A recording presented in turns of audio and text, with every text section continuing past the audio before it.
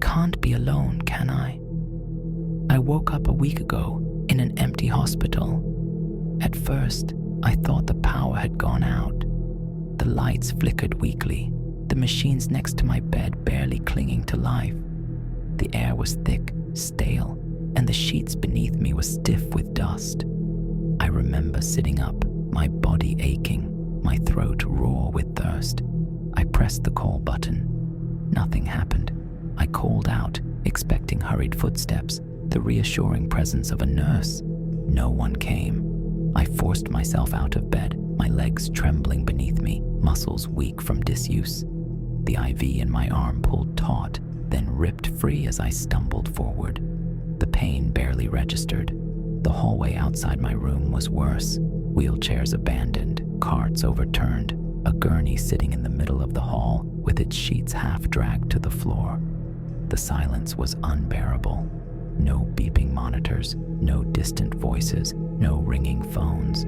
Just the soft buzz of flickering emergency lights and the sound of my own breathing. I wandered through the hospital, searching room after room. Empty. Offices, waiting areas, even the cafeteria. Empty. There were no signs of struggle, no bodies, no blood, just a building abandoned mid-function, as if the entire world had quietly walked away while I slept. Then I stepped outside. Syracuse was dead.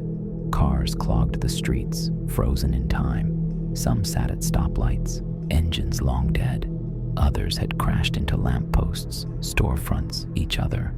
Many had their doors flung open as if their drivers had abandoned them mid-evacuation. But there were no people, no birds, no animals, no insects.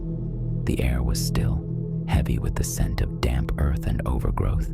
Nature was reclaiming the city, grass splitting the pavement, vines curling around traffic lights, trees pushing through the sidewalks. Windows were shattered, buildings dark. At first, I screamed for help. My voice echoed through the streets, bouncing between empty buildings before fading into nothing. The silence swallowed everything.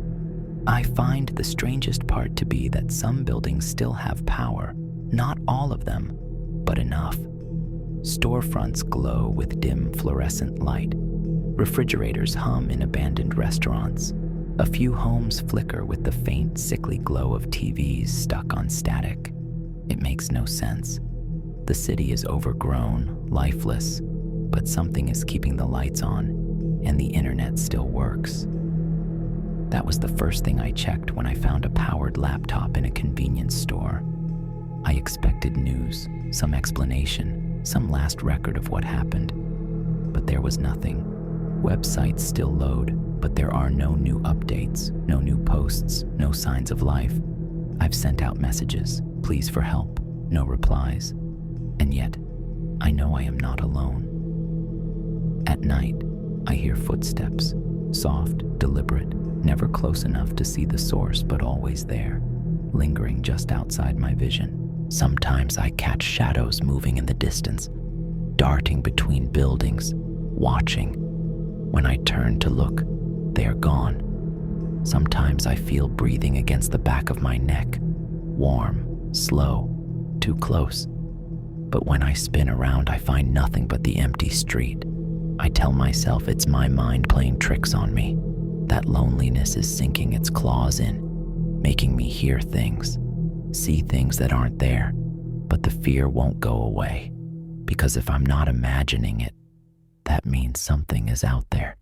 If anyone is left to read this post, please. I'm in Syracuse, New York. I don't want to be alone anymore.